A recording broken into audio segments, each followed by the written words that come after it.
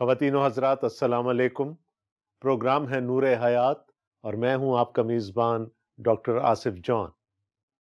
میرے اس خوبصورت لاؤنج میں آپ سب کو خوش آمدید۔ مقدس لوکا کے انجیلی بیان سے ہم خداوند یسوع مسیح کی خوبصورت تعلیم کا مطالعہ کر رہے ہیں۔ خوبصورت لیکن دنیا کی نظروں میں ناقابل عمل۔ لیکن میں نے آپ کو یہ بتایا تھا کہ یہ تعلیم دنیا کے لیے نہیں تھی، یہ تعلیم کسی بھیڑ کے لیے نہیں، کسی ہجوم کے لیے نہیں، کسی مجمع کے لیے نہیں تھی، بلکہ یہ تعلیم خالصتاً خداوند یسوع مسیح کے شاگردوں کے لیے تھی۔ بہت ساری باتیں ہم نے اس تعلیم میں سیکھی، ہم نے مبارکبادیاں دیکھیں، ہم نے افسوس دیکھے، ہم نے یہ دیکھا کہ خداوند یسوع مسیح ہمارا رول ماڈل خدا باپ کو بناتے ہیں، اور کیوں بناتے ہیں؟ کیونکہ اس کا فضل، اس کا عام فضل، اس کی کامن گریس سب کے لیے یکساں ہے۔ خدا بغیر صلے کی امید کے سب سے برتاؤ کرتا ہے، اور جس دن ہم بھی صلے کی امید نہ رکھتے ہوئے دوسروں سے برتاؤ کرنا شروع کر دیں گے، ہم اپنے آسمانی باپ کے بیٹے یا فرزند ٹھہریں گے۔ یہ وہ اصول تھا۔ اور پھر ایک اور اصول جس کو ہم سنہری اصول کہتے ہیں، تو گولڈن پرنسپل، وہ خداوند یسوع مسیح نے ہمارے سامنے رکھا کہ جیسا تم چاہتے ہو کہ لوگ تمہارے ساتھ برتاؤ کریں، تم بھی ان کے ساتھ ویسا ہی برتاؤ کرو۔ اور آج اس کی کچھ مثالیں خداوند یسوع مسیح کو ہم اپنے سامنے رکھتے ہوئے دیکھیں گے۔ تعلیم کا وہی سلسلہ جاری ہے۔ مقدس لوکا کا انجیلی بیان ہے، اس کا 6واں باب، اور آج اس کی 37ویں آیت سے ہم دیکھیں گے۔ انجیل جلیل میں لکھا ہے، عیب جوئی نہ کرو، تمہاری بھی عیب جوئی نہ کی جائے گی۔ مجرم نہ ٹھہراؤ، تم بھی مجرم نہ ٹھہرائے جاؤ گے۔ خلاصی دو، تم بھی خلاصی پاؤ گے۔ دیا کرو، تمہیں بھی دیا جائے گا۔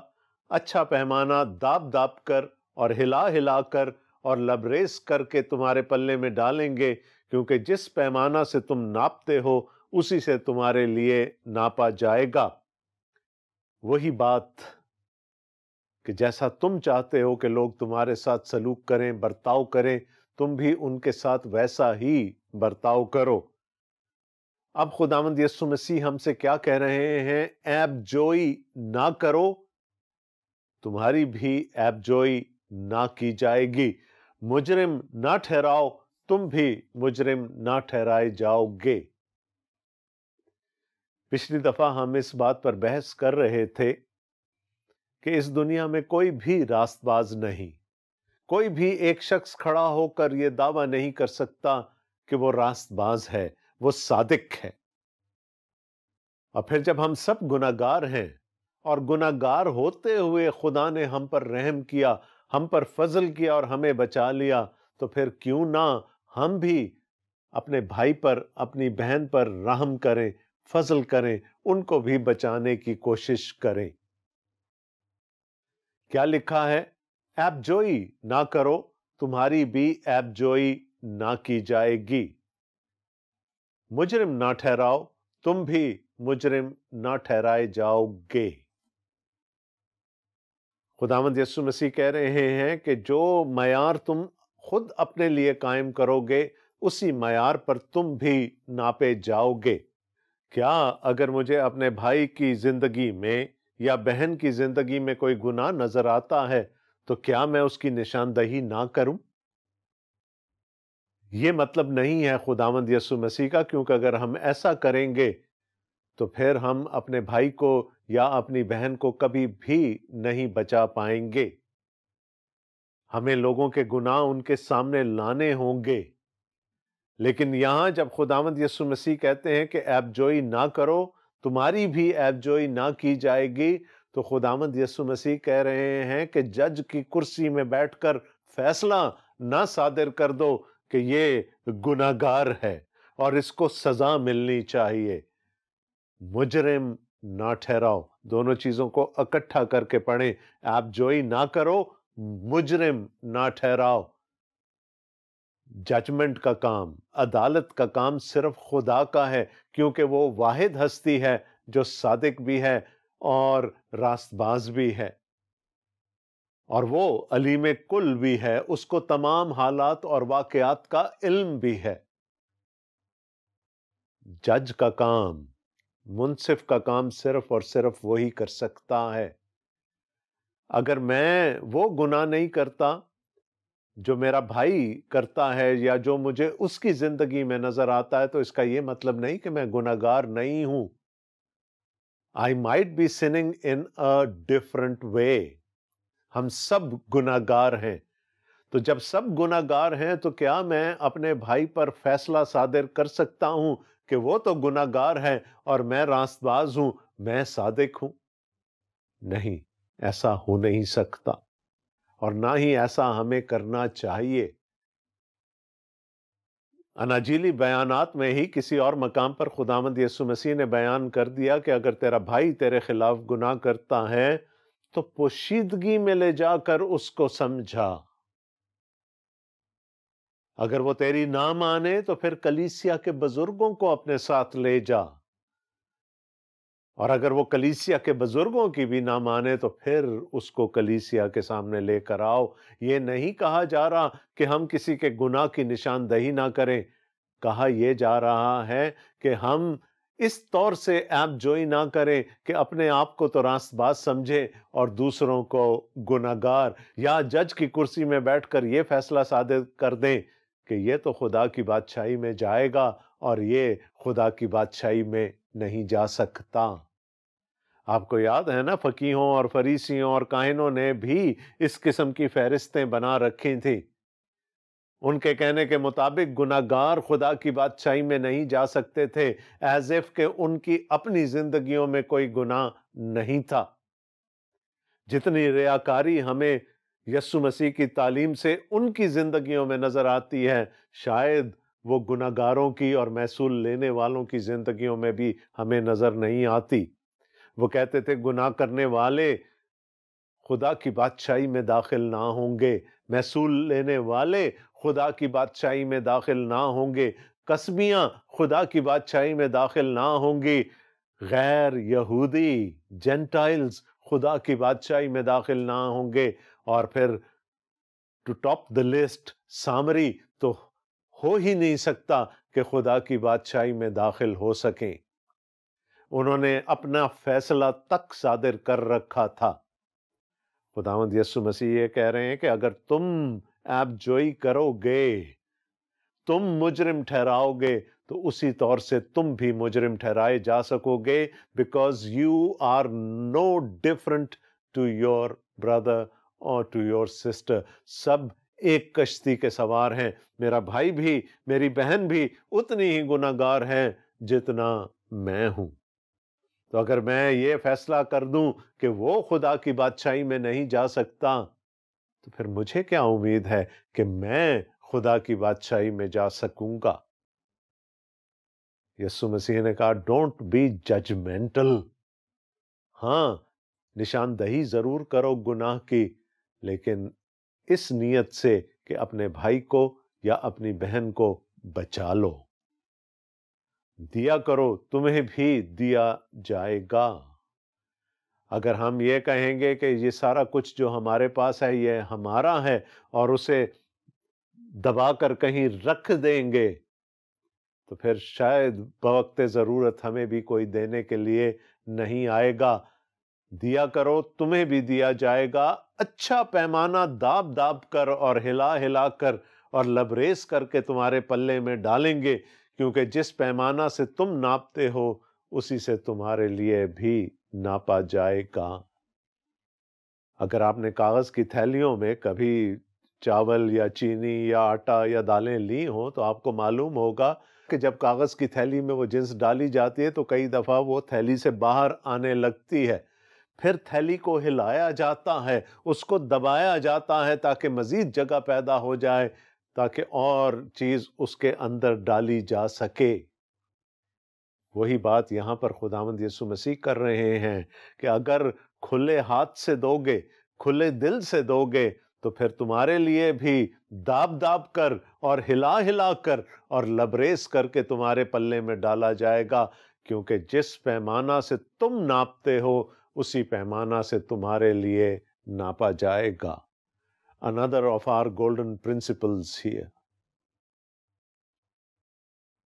اچھائی کبھی رائے گاں نہیں جاتے، اٹ بومرینگز، وہ پلٹ کر واپس آتی ہے آپ تک، اور خدا ہمیں اس کا اجر ضرور دیتا ہے، لیکن یہاں پر ایک بات کی تصحیح کرنا بہت ضروری ہے کہ ہماری اچھائیاں، ہماری نیکیاں ہمیں بچا نہیں سکتی۔ نجات کے لیے صرف ایک ہی راستہ ہے، اور وہ ہے کہ خدا کی بھیجی ہوئی نجات کو اپنی زندگی میں قبول کرنا، خدا کی بھیجی ہوئی راست بازی کو اپنی زندگی میں قبول کرنا۔ اس کے علاوہ نجات نہیں ہے۔ ہاں، جب ایک دفعہ ہم نجات پا جائیں تو ہمارا عمل اور ہمارا رد عمل دوسروں سے مختلف ہونا چاہیے۔ We should behave as the children of the kingdom۔ ہمیں بادشاہی کے فرزندوں کی طرح عمل کرنا اور رد عمل دکھانا ہے۔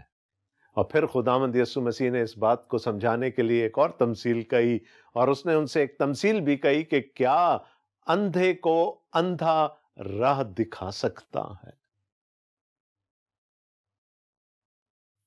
نتیجہ کیا نکلے گا؟ اگر ایک اندھا دوسرے اندھے سے مدد مانگ لے گا تو نتیجہ دونوں کے لیے کیا نکل سکتا؟ تباہی۔ اسی طرح کیا ایک گناہگار دوسرے گناہگار کو بچا سکتا ہے؟ اگر ہم نجات پا چکے ہیں تو ہاں، ہم دوسروں کو بھی وہ نجات کا پیغام پہنچا سکتے ہیں، لیکن اس سے پہلے کہ ہم اپنے منہ سے ایک لفظ نکالیں، ہمارا عمل اس انجیل کو، اس نجات کے پیغام کو دوسروں تک پہنچانے کے لیے زیادہ کارگر ہوگا۔ کیا دونوں گڑھے میں نہ گریں گے؟ شاگرد اپنے استاد سے بڑا نہیں، بلکہ ہر ایک جب کامل ہوا تو اپنے استاد جیسا ہوگا۔ یاد آیا؟ میں نے آپ کو کہا تھا شاگرد کے معنی ہیں شاہ کے گرد رہنے والے لوگ، اور جب آپ کسی ہستی کے گرد رہتے ہیں تو پھر آپ اس کا رنگ بھی اپنانے لگتے ہیں۔ وہ شاہ ہے، وہ بادشاہ ہے، وہ بیچ میں بیٹھا ہے، اور ہم نے اسی کا رنگ اپنانا ہے۔ شاگرد اپنے استاد سے بڑا نہیں، بلکہ ہر ایک جب کامل ہوا تو اپنے استاد جیسا ہوگا۔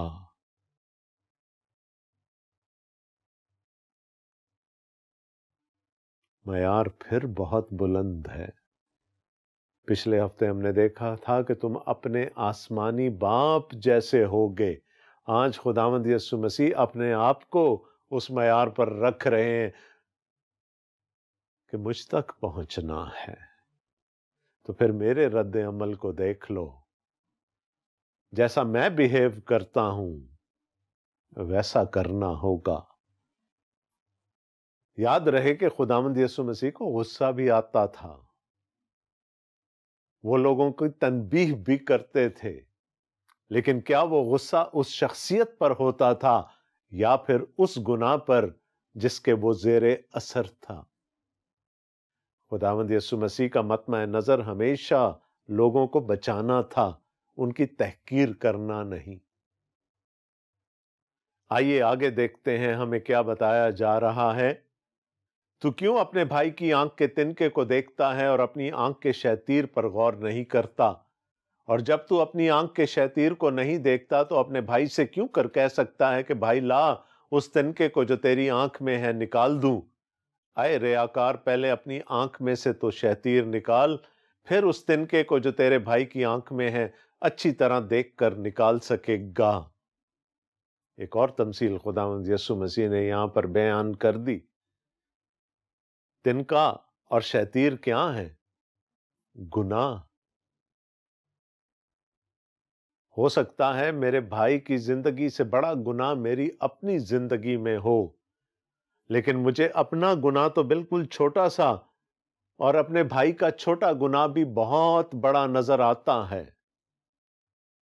جو لوگ ہم سے مختلف انداز میں گناہ کرتے ہیں، ان کے گناہ ہمیں بڑی اچھی طرح سے نظر آ جاتے ہیں، لیکن ہماری نظر اپنا گناہ دیکھنے سے قاصر رہتی ہے۔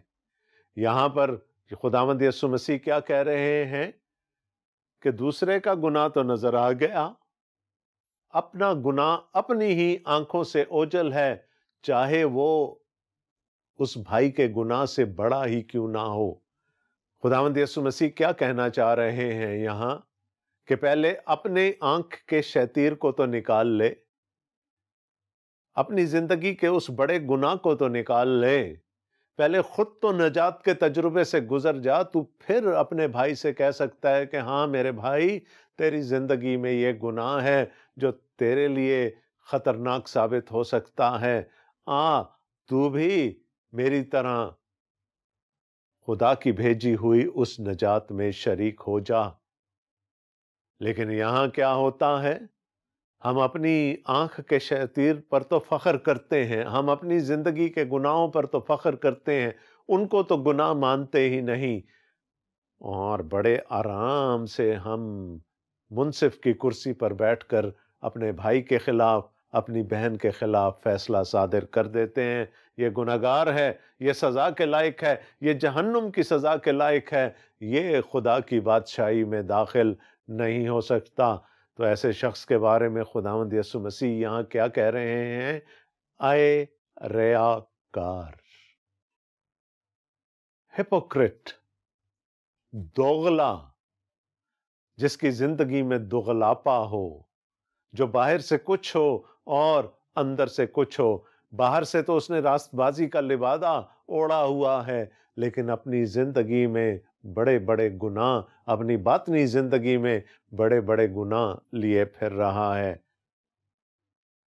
تو ایسا شخص خدا کی نظر میں ریاکار ہے۔ آگے لکھا ہے، کیونکہ کوئی اچھا درخت نہیں جو برا پھل لائے، اور نہ کوئی برا درخت ہے جو اچھا پھل لائے۔ ہر درخت اپنے پھل سے پہچانا جاتا ہے، کیونکہ جھاڑیوں سے انجیر نہیں توڑتے اور نہ جھڑ بیری سے انگور۔ یہ ہمارے اعمال ہی ہیں جو ہمیں اچھا یا برا ثابت کرتے ہیں،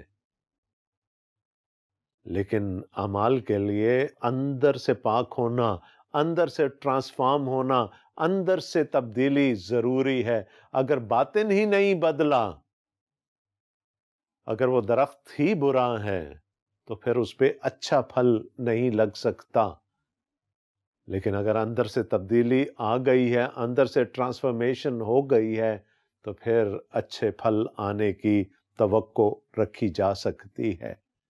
خداوند یسوع مسیح نے کہا، کوئی اچھا درخت نہیں جو برا پھل لائے۔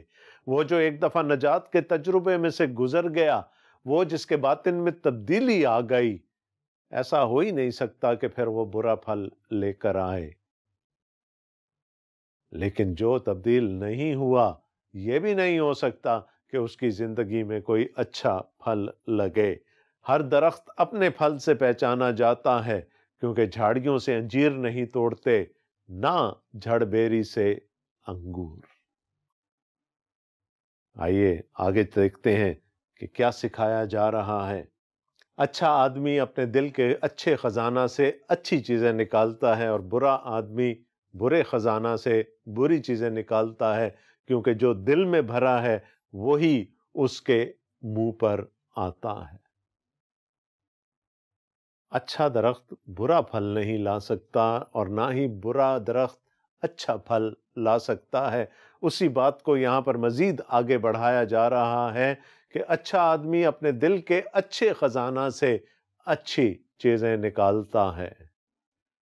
لیکن یہ دل کیسے اچھا ہوگا؟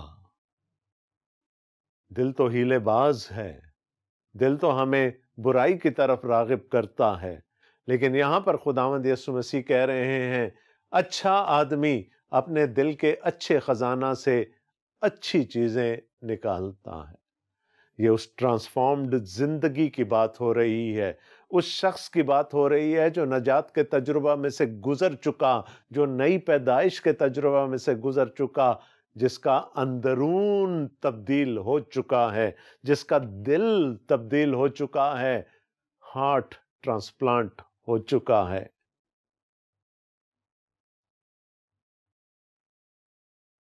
خدا نے وعدہ کیا تھا پرانے عہد نامہ میں کہ میں تمہارے اندر سے سنگین دل کو نکال کر، پتھر والے دل کو نکال کر تمہارے اندر ایک گوشتین دل بھر دوں گا۔ یہ اسی شخص کی بات ہو رہی ہے جس کے اندر سے سنگین دل نکال دیا گیا ہو اور جس کے اندر گوشتین دل ڈال دیا گیا ہو۔ لیکن یہ خود سے نہیں ہوتا، ایسا صرف خدا کر سکتا ہے، کیونکہ یہ دعویٰ بھی خدا ہی کا تھا، میں ایسا کروں گا، یہ اسی کا دعویٰ تھا۔ اور جب ایک دفعہ دل تبدیل ہو گیا تو پھر اچھے دل میں سے، اچھے خزانہ میں سے اچھی چیزیں ہی باہر آئیں گی۔ لیکن اگر اندرون تبدیل نہیں ہوا، اگر ٹرانسفارمیشن ہی نہیں ہوئی، تو پھر برا آدمی برے خزانہ سے بری چیزیں نکالتا ہے، کیونکہ جو دل میں بھرا ہے وہی اس کے منہ پر آتا ہے۔ خداوند یسوع مسیح نے کہا کہ ایک ہی چشمہ سے میٹھا اور کھارا پانی نہیں نکل سکتا۔ جب تک اندر سے تبدیلی نہیں ہوگی، جب تک وہ ٹرانسفارمیشن نہیں ہوگی، جب تک کوئی نجات کے اس تجربے میں سے نہیں گزرے گا، وہ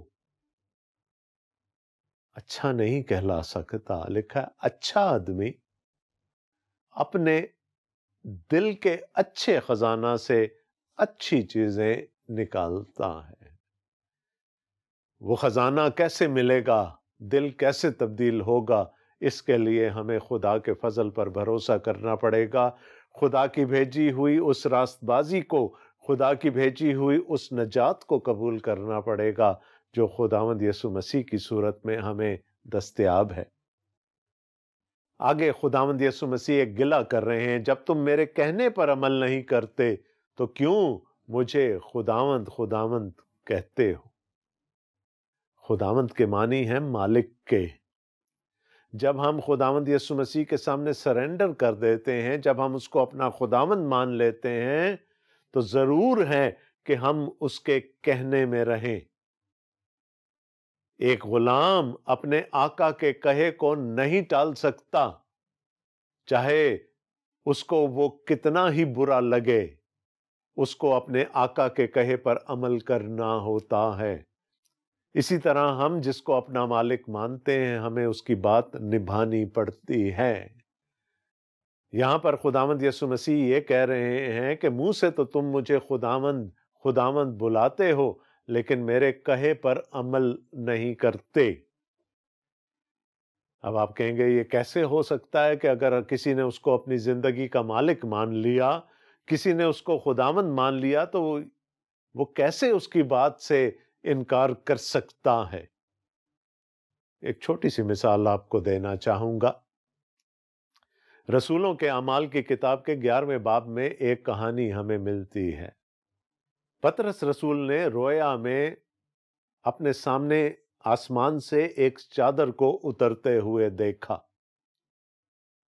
اس چادر میں ہر قسم کا جاندار موجود تھا، چاہے وہ پاک ہو یا ناپاک۔ اور پطرس سے کہا گیا، اٹھ اور ذبح کر اور کھا لے۔ اور پطرس رسول کے اپنے الفاظ میں انہوں نے کیا کہا؟ اے خداوند، ہرگز نہیں۔ یا تو پہلی بات غلط ہے یا دوسری بات غلط ہے۔ یا تو جس سے وہ مخاطب ہے وہ اس کا خداوند نہیں ہے، اور اگر وہ خداوند ہے تو پھر وہ ہرگز نہیں کہنے کا روادار نہیں ہے۔ ایک طرف وہ کہہ رہا ہے اے خداوند، اور دوسری طرف کہہ رہا ہے ہرگز نہیں۔ پیدائش کی کتاب کے 17ویں باب میں خدا ابرام پر ظاہر ہوا اور ابرام سے کہا، میں ایل شدائی ہوں، تو میرے حضور میں چل اور کامل ہو۔ اور لکھا ہے ابراہم خدا کے سامنے سرنگوں ہو گیا، اس نے خدا کو خدائے قادر مان لیا، ایل شدائے مان لیا، لیکن وہی خدائے قادر جب اس کو یہ کہتا ہے کہ اگلے سال وقت معین پر تیری بیوی سارہ سے تجھے ایک بیٹا ہوگا، تو ابراہم جو اس وقت ابراہم ہو چکا ہنس دیتا ہے، یقین نہیں کرتا۔ تو یا تو اس کا سرنگوں ہونا غلط تھا یا خدا کی بات پر شک کرنا غلط تھا۔ بہت دفعہ ہم کہتے تو ہیں، منہ سے کہتے ہیں اے خداوند، لیکن آگے پطرس کی طرح کہہ دیتے ہیں ہرگز نہیں، یہ میں نہیں کر سکتا۔ تو یہ ایک بڑا کامن تجربہ ہے، عام سا تجربہ ہے جو لوگوں کی زندگیوں میں ہوتا۔ ہم نے دیکھا، ایک نبی کی زندگی میں دیکھا، ایک رسول کی زندگی میں دیکھا کہ انہوں نے خداوند بھی کہا اور پھر اس کے حکم سے انکار بھی کیا۔ اسی طرح خداوند یسوع مسیح کہتے ہیں کہ تم بھی شاگردوں سے مخاطب ہے نا، تم بھی مجھے منہ سے خداوند خداوند کہتے ہو لیکن میرے کہے پر عمل نہیں کرتے۔ آؤ میں تمہیں بتاؤں کہ تم پھر کس کی مانند ہو۔